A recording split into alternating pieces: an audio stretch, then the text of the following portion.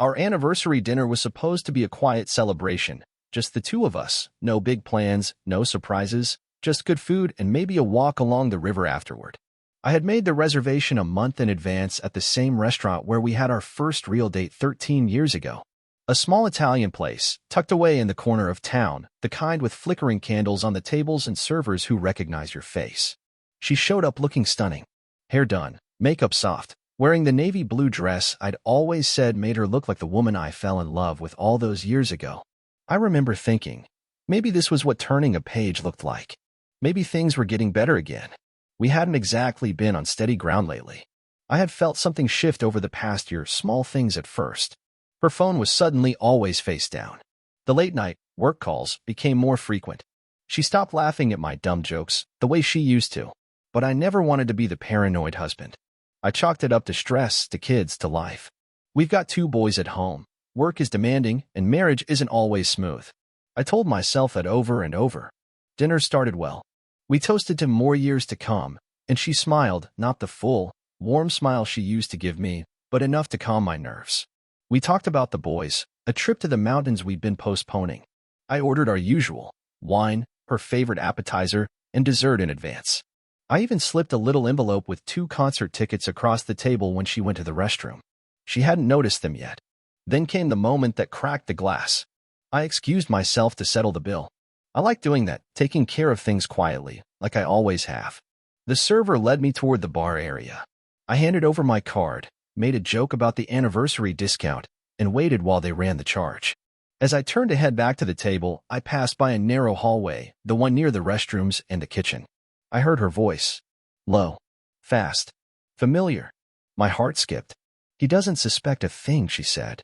Seriously, I feel guilty sometimes, but it's like I'm married to a ghost. He never questions anything. I froze.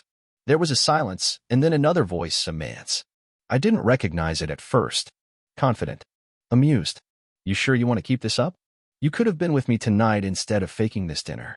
She let out a soft laugh. He insisted on this place. He thinks it's romantic. Honestly, I just needed to get through tonight and maybe stay over at my sister's. You free later? The blood in my veins turned cold. I didn't move. I couldn't. I wanted to scream. I wanted to storm in and call her out. But something in me said wait. I leaned slightly closer, out of sight, listening, praying that I had misunderstood. But then came the worst part. I think I might tell him next month. I checked the divorce laws in the state already. I get the house, probably alimony too. He's passive, won't put up a fight. She said it like she was talking about a business transaction. Cold. Calculated. Like I was just an obstacle. My hand clenched against the wall. The man replied, just make sure he doesn't find out about me until the papers are signed. Last thing we need is him getting emotional or blowing things up. They both laughed. That was it. I turned and walked slowly back to the table like nothing had happened. I sat down. She smiled, wiping her mouth gently with a napkin. Everything okay? I nodded. I smiled back. She picked up the envelope I had left earlier, opened it, and gasped. Concert tickets? Her eyes lit up. This is amazing, babe. I just stared at her. My mind already racing. I didn't sleep that night. And the next morning, I started planning something she'd never see coming. That night, I lay awake staring at the ceiling while she slept beside me like everything was normal. Her breathing was calm, slow, peaceful. And all I could think about was that voice, the man she whispered to in that hallway. The way they laughed. The way she said she was married to a ghost. That I wouldn't put up a fight.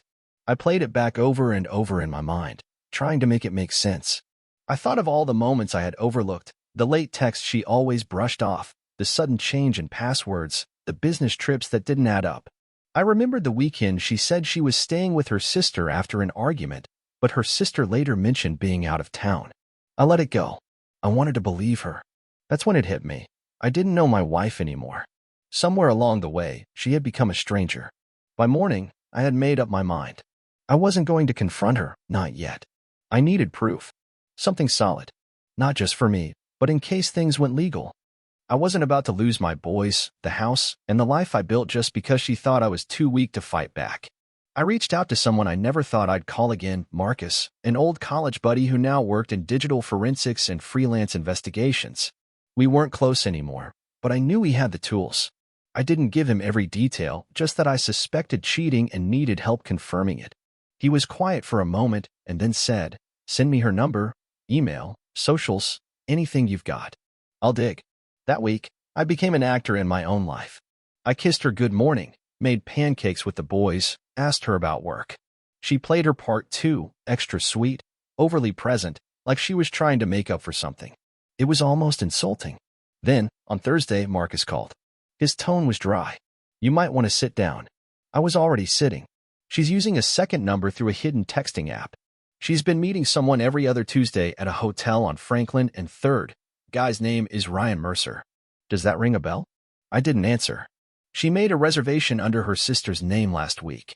I checked the hotel logs. She's got another booking for this Tuesday. I stayed silent, gripping the phone until my knuckles turned white. "There's more," Marcus added. I cloned the burner. "You'll get the message history within the hour."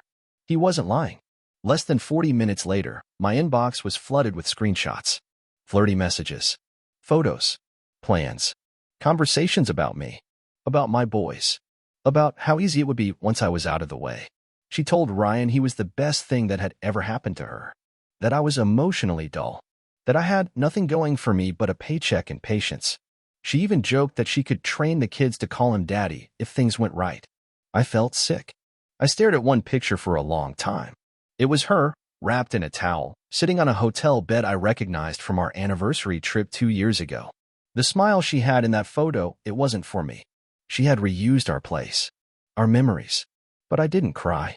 I didn't yell. I didn't storm out. Instead, I started preparing my own performance.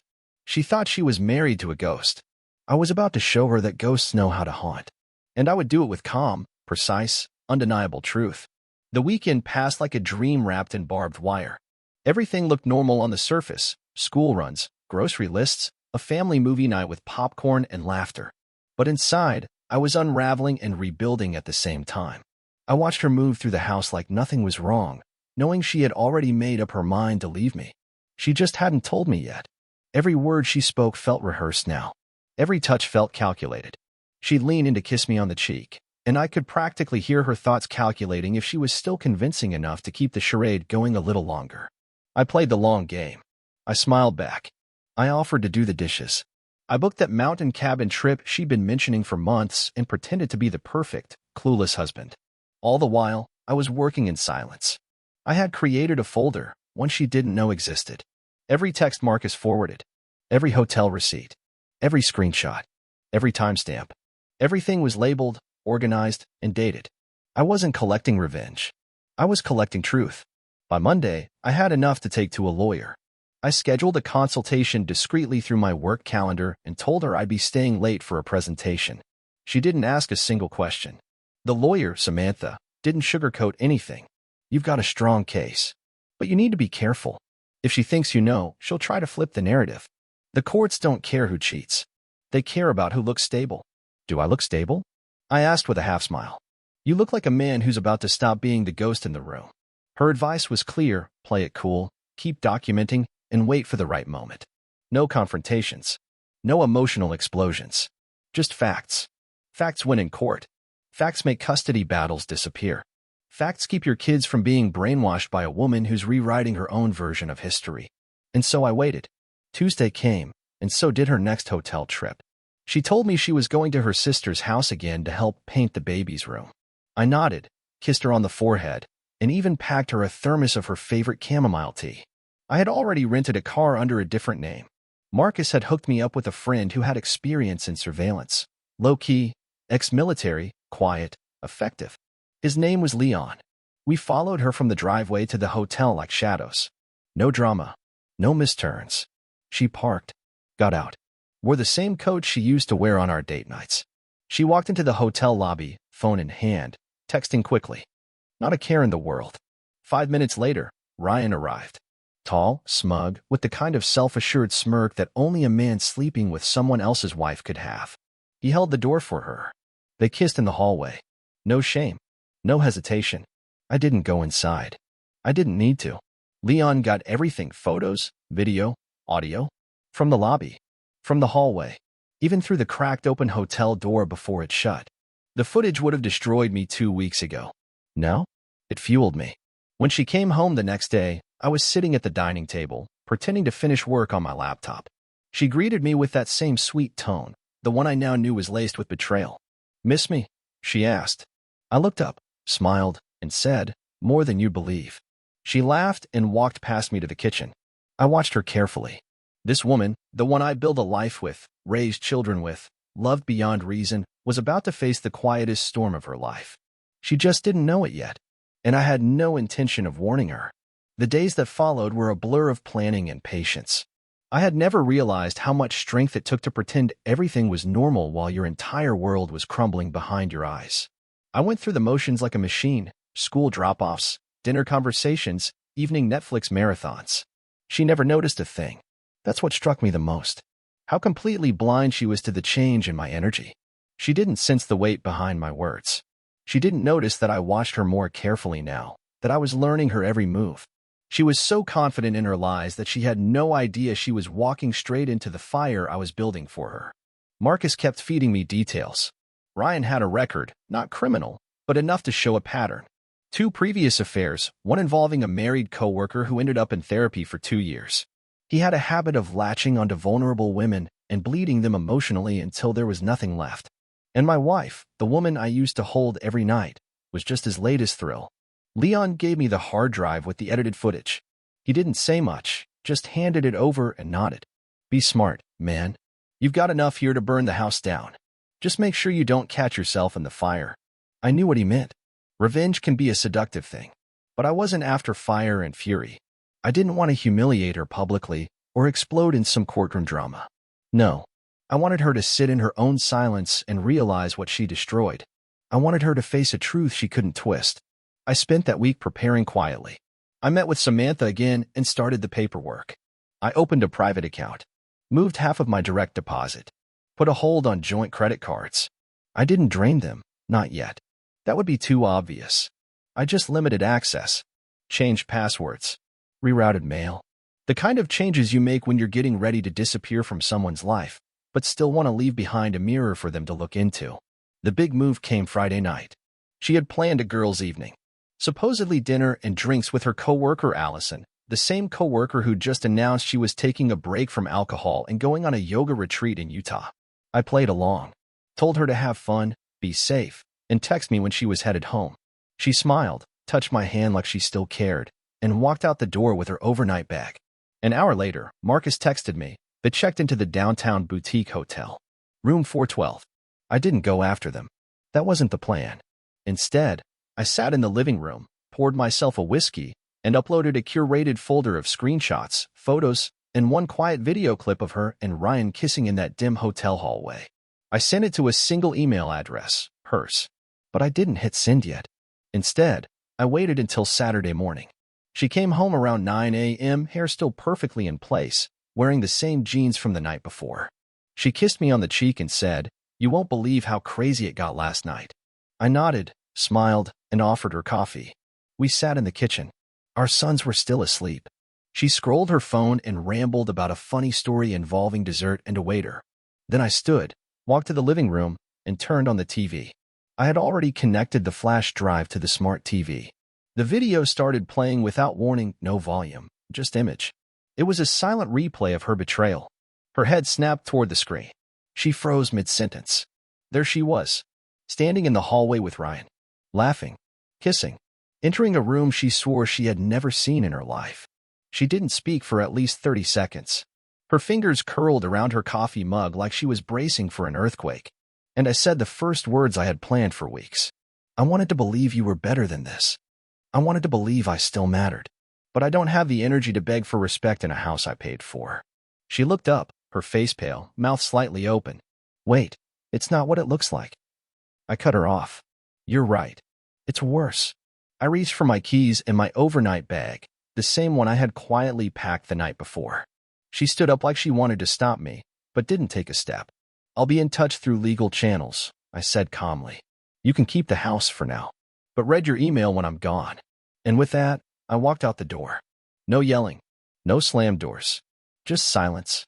And behind me, she was left to sit with the truth, a truth she could no longer run from. I didn't check my phone for hours. I knew what I'd find, missed calls, frantic texts, emotional breakdowns disguised as apologies. And I didn't want to read a single one of them. I drove to a small cabin just outside the city, one I had quietly booked weeks earlier under a different name. The air was cold, the sky gray, but it felt more peaceful than anything I had experienced in months. Inside, I unpacked slowly. No rush. I made coffee, sat on the couch with a blanket. For the first time in years, I wasn't waiting for her. I wasn't wondering when she'd come home or what lie she'd feed me next. I wasn't trying to decode her moods or chase the ghost of the woman I married. I was just breathing. When I finally opened my phone, it was worse than expected. 68 missed calls. Over 100 texts. The first few were angry. What the hell is this? You're being dramatic. That video doesn't prove anything. Then came the desperation. Please come home. I need to explain. The kids can't see you like this. Then the manipulative ones. You're ruining our family. I was confused. I made a mistake, but you're not perfect either. Don't throw away everything we built. I didn't reply. Not one word. I read them once, then archived the entire thread. I was done with conversations that went nowhere. The next move came quicker than I expected. Sunday morning, I got a call from her mother. She left a voicemail, voice trembling, saying she didn't know what was going on, but my wife had shown up at her house crying hysterically, saying I had abandoned the family, that I'd gone off the rails, that I was having some kind of mental breakdown. And just like that, I saw it, the spin, the story she was preparing. She wasn't going to admit what she'd done. She wasn't going to take ownership. She was going to make me the villain. She was setting the stage to say I cracked under pressure, that I left without explanation, that I was unstable, unpredictable, unreliable as a father. She didn't even know that I had already anticipated this move.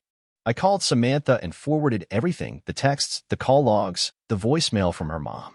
My lawyer wasted no time. By Monday morning, we had already filed the preliminary divorce petition.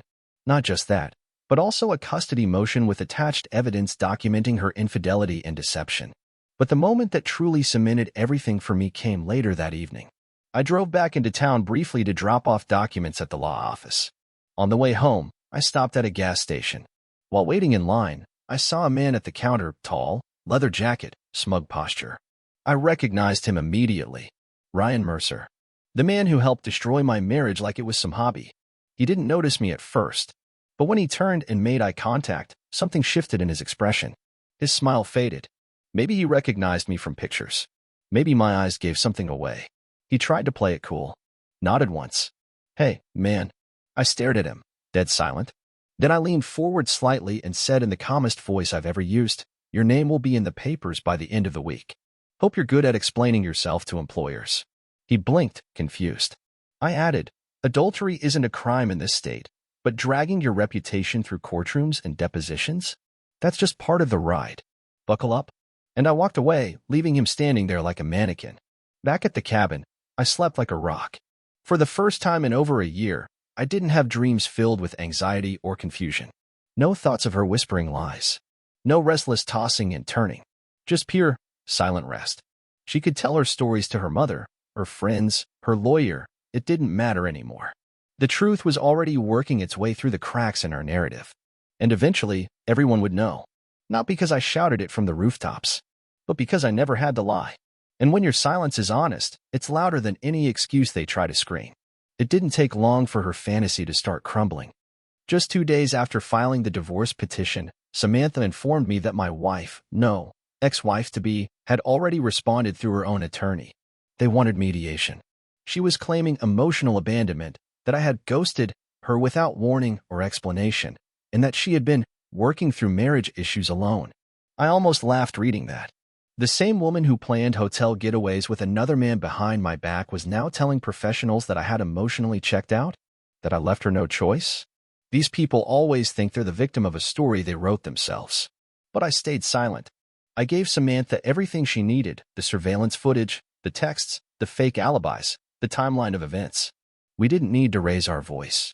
We had evidence. And as the legal process began, so did the unraveling of her second life. Ryan, it turned out, worked for a company that had strict policies about workplace relationships, especially when they crossed ethical lines. Turns out, she had once introduced him to one of her coworkers at a company dinner. That's all it took. Word traveled, and screenshots eventually found their way to his HR department. Samantha didn't even have to get involved. One day later, Marcus sent me a one-line message. Your boy just got fired. Suddenly, their little fantasy world wasn't so romantic anymore. No more hotel getaways on his company card. No more playful texts about running away together. Reality, it seemed, had finally pulled up a chair at their table. But the real twist came from the people around us, people she thought she could count on to back up her version of events. Her sister called me crying. I had no idea, she said, over and over. She told us you'd left the family, that you were dealing with depression or something. But this? What she did? I can't defend that. Her best friend, who used to glare at me like I was always one word away from being a monster, sent me a long email apologizing for how she treated me over the years. She had seen the footage. My wife had tried to get ahead of it, telling people I doctored it. But the timestamps, hotel receipts, and messages were impossible to deny. She's falling apart, the email said. I think she believed none of this would ever come back to her, that she could just walk away clean. She couldn't, because I hadn't just exposed her betrayal, I had stripped away the safety net she thought would catch her. One by one, the people she leaned on began pulling away. Not because I asked them to, not because I made them choose sides, but because the truth is heavier than lies, and when you set it down in front of someone, they have no choice but to see it for what it is. She began texting me again. Not angry now, not even defensive, just broken. Please don't take the boys from me. I know I messed up. I was confused. Maybe we can fix things in time for them. You were always the better one between us. I didn't answer. Not because I didn't feel pain. I did. Every message stabbed in places I didn't know still bled. But her words were years too late.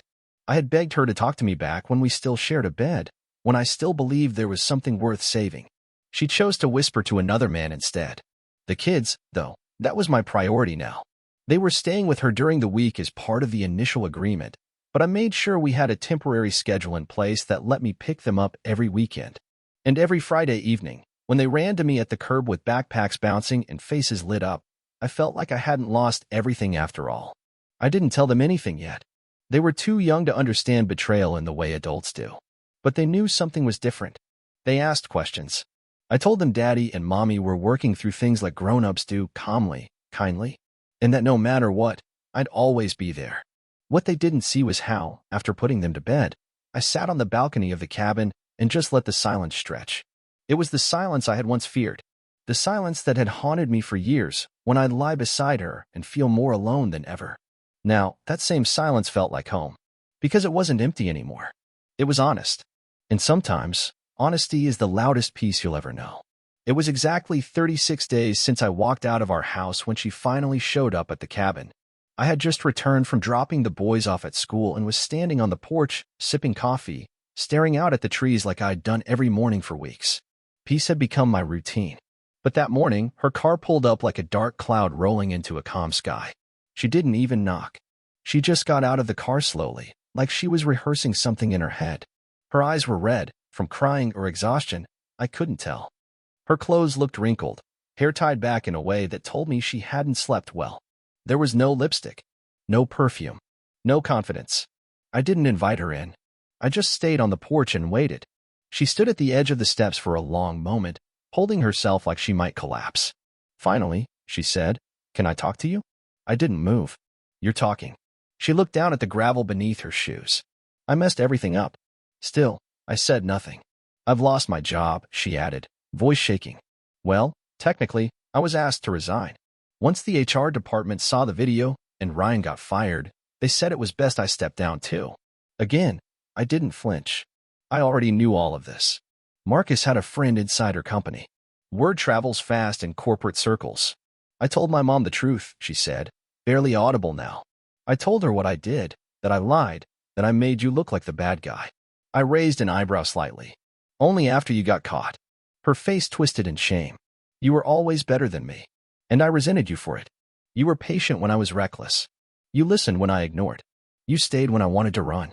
I exhaled through my nose, slow and steady. "And you cheated because of that?" "I don't know," she said, and then louder, "I don't know why I did it. Maybe I just wanted to feel like I still had control of something. Maybe I thought I deserved more." "And do you?" I asked flatly. She swallowed hard. "No." Silence hung between us like a thick fog. She finally stepped up onto the porch, hesitant, like she knew she didn't belong there anymore. I miss my family, she whispered. I miss our boys running into our room on Sunday mornings. I miss our late-night cereal talks. I miss you. I looked her in the eye for the first time and said, "You don't miss me. You miss the version of me that forgave everything without consequence." She opened her mouth to respond but shut it again. "I was never the ghost in our marriage," I said, stepping toward her. "I was the foundation. You just stopped noticing until you tried to replace it with sand." She started crying then. Not performative tears. Not the manipulative kind. This was collapse. Pure, raw collapse. Her body trembled, and she sat down on the top step like her legs couldn't carry her anymore. "I'm so sorry," she kept repeating. "I hate what I've become." And part of me, a very small, distant part, felt bad for her. Not for what she did, but for how much of herself she had clearly lost in the process. She had torched her career, alienated her support system, broken the trust of her children, and destroyed a man who had loved her with everything he had. And for what? For attention? For someone who left her the moment the fantasy broke? I sat down beside her, not too close, and said, "You'll never hear me scream. You'll never see me break things or curse your name. But you will live with what you did. Every time you walk into an empty house. Every time our kids ask why I don't come over for dinner. Every time you stare at your own reflection and realize no one else tore your world apart. You did it." She cried harder. And then, for the first time in a long time, I felt something I hadn't felt in years. Closure. Not because she apologized. Not because she broke down. But because I finally saw the truth in her eyes, not the lie she fed me or the mask she wore, but the weight of every decision she made. And I wasn't carrying it anymore. I stood up and walked to the door. "You can stay here for a while if you need to pull yourself together," I told her. "But I'll be gone in an hour. I have somewhere better to be." She looked up, confused. "Where?" And I smiled. "Anywhere you're not." Then I walked inside, packed my bag, and left her there on the porch, alone with the echo of everything she thought she'd never lose. I drove away from the cabin without looking back. I didn't need to. I had seen everything I needed to see, the crumbling mask, the quiet desperation, the regret etched into her face. But I wasn't driving away bitter or angry. Not anymore. I wasn't running. I was simply choosing peace. For the first time in years, the road ahead didn't feel like an escape. It felt like direction. I moved into a small townhouse near the boys' school, nothing flashy, just clean and warm. I painted the walls myself, bought secondhand furniture, hung up pictures of me and the kids, hiking in the mountains, playing board games, sitting on the floor with Legos and chocolate on our faces. It wasn't about what I lost anymore. It was about what I was building. At first, they had questions. My youngest asked me why I didn't come home at night. My oldest asked me if I was mad at Mommy. I told them the truth in a version made for their hearts. I said that sometimes, grown-ups stop being good to each other. But that didn't mean the love for them would ever change. And it didn't. If anything, it grew stronger. We made new traditions. Pancake Sundays in pajamas. Movie nights with popcorn forts. I even signed up for guitar lessons, something I'd wanted to do for years but never had the space for. They thought I was terrible at it. They weren't wrong. One evening, months later, while we were sitting under a blanket watching a cartoon for the 10th time, my youngest turned to me and said, "Daddy, you laugh more now." I smiled. "Do I?" "Yeah," he said. "You used to look tired all the time. But now your eyes are happy." That night, after they fell asleep, I sat out on the back steps and looked up at the stars. The same stars I used to stare at wondering if I'd ever feel whole again. And I realized something. I already did. She never tried to rebuild things after that day on the porch. Maybe she knew it was too late. Maybe she realized some things don't get fixed. They just become lessons. She moved in with her sister for a while, found a part-time job. We only spoke through lawyers and shared parenting apps, and honestly, that was more than enough. I heard she told a few people she didn't recognize herself anymore. That she regretted everything. That she never thought I'd actually walk away. But I did. And not just walk. I rebuilt. 1 year after the divorce was finalized, I met someone. Not on purpose. Not through apps or setups. Just someone I ran into at the bookstore while browsing for a gift for my son. She was kind. She listened when I spoke. She asked about my kids before she asked about me. And when she smiled, it wasn't a mask. It was real. We took things slow. She met the boys only after many months. And they loved her, not because she tried to win them over, but because she respected what they meant to me. One night, she looked at me and said, "I don't know what you've been through, but I can tell you're someone who fought hard to be whole again. And I realized I had. This isn't the story I thought I'd be telling a few years ago. It isn't the marriage I expected or the life I planned. But it's the life I chose. A life I created with scars and strength and second chances. So if you're reading this, if you've ever sat in silence next to someone who stopped seeing you, if you've ever overheard a truth that shattered everything you believed in, if you've ever been told you were the ghost in the marriage, I hope you know this. You're not a ghost. You're the one with the light. You just have to be brave enough to walk toward it. And if you do, you'll be amazed by what you find waiting on the other side.